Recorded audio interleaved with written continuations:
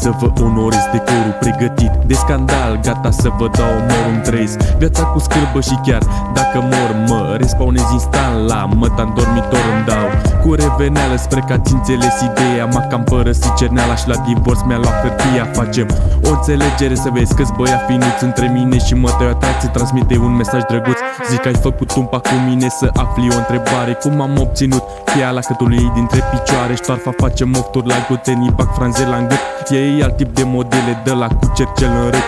La școala primară luam FB urmadunii, deoarece eram pedepsit că făceam numai prostii. Toată lumea haine scumpe, branduri de la Gucci. Nu mai merge cu nasul pe sus că ți se văd mucii între dinții tăi.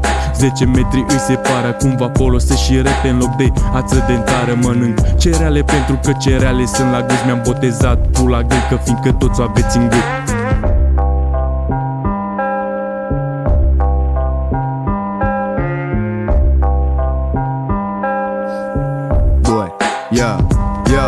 Hai, întinde scora mare, îmi dau respawn cu ceva tare. Toate muierile pe zonă să se ude între picioare. Frate, scoate pizda din minte și ochii dintre țâțe și nu mai complimenta stârfele din politețe. Adevărata frumusețe vine din interior.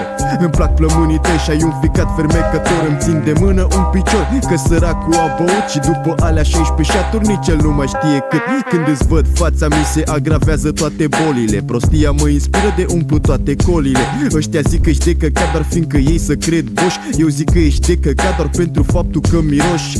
Ne desguși pe toți, ce-ai în cap n-ai în chiloți. Îți zboară dinții din gură și noi suntem copiloți. Vrei, dar nu o să poți, îți garantează ăștia doi. În parte 6 lei la 3 și o să rezultăm noi. Îmi arunc capul înainte cu efect și cu elan și-mi luam aere dacă eram balon și mă desumflam. Multe greutăți în viață le depășesc gram cu gram. N-ai putea să-mi vii de hack nici 3 cojoace de purtam.